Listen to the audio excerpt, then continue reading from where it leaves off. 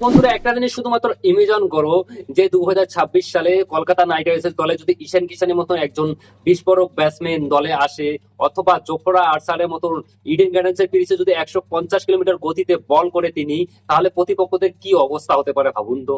হ্যাঁ বন্ধুরা, এমনও কিছু ট্রেন্ডিং তথ্য উড়ে আসতে চলেছে কেকেআর কে নিয়ে।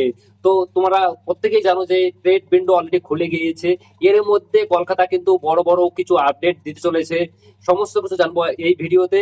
তবেই তার আগে তুমি যদি আইপিএল এ কোন দলকে সাপোর্ট করো কমেন্ট করে অবশ্যই বলবেন। তো চলো ভিডিও শুরু করা যাক। তো ভাই চলো শুরু করা যাক। তো 14 জুলাই থেকে শুরু হতে চলেছে আইপিএল এর টেট উইন্ডো। আর এই উইন্ডো বন্ধ হবে মিনি অপশন ট্রেড ঠিক আগের সপ্তাহ পর্যন্ত। এই সময়ের মধ্যে দলগুলা কিন্তু প্লেয়ারদেরকে নিয়ে ট্রেড করতে পারে। কেকেআর এখন খুবই ব্যস্ত তাদের দলকে আরো শক্তিশালী করতে। প্রথম আপডেট হচ্ছে যে জোফরা আর্চার কি চাচ্ছে কেকেআর, তিনি এখন রয়েছে রাজস্থান দলে।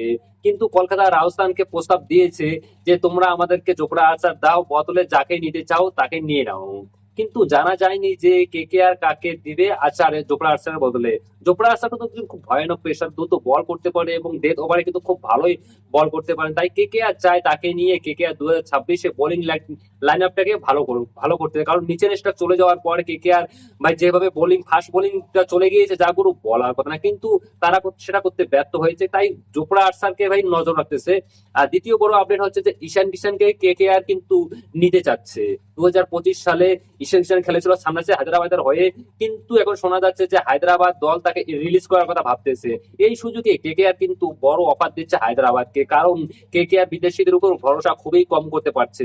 কেকেআর এখন ঈশান কিষান, সঞ্জু স্যামসং ও ধোপ জুরেল এবং যশস্বী জয়সওয়াল এই চারজনের মধ্যে যে কোনো দুজনকেই নেওয়ার পরিকল্পনা করতেছে। এর মানে হলো যে কেকেআর এবার হলো ভারতীয় মানে একদম টিম করতে যাচ্ছে, একদম স্থায়ী শক্তিশালী দল করতে যাচ্ছে কেকেআর। তো বন্ধুরা, কলকাতা নাইট রাইডার্স কিন্তু একবারে এবারে অন্যরকম প্ল্যান করতেছে। তারা শুধু এখনকার জন্য নয়, ভবিষ্যতের জন্যও ভাবতেছে, দল গঠন করতেছে। জোফরা আর্চার, ঈশান কিষান এবং দুজনে যদি কেকেআর আসে, তাহলে কিন্তু কেকেআর এর বোলিং এবং ব্যাটিং দুই জায়গাতে কিন্তু কেকেআর ভালো শক্তিশালী হবে। তো চলো শেষমেশ দেখা যাক যে কেকেআর কাকে নিয়ে আসে এবং কাকে নেয়, কাকে ট্রেড করে। তো সমস্ত আপডেট আমরা জানবো এই চ্যানেলে। ভাই চ্যানেলটাকে সাবস্ক্রাইব করে ভিডিওটা একটা লাইক করে দাও। চলো।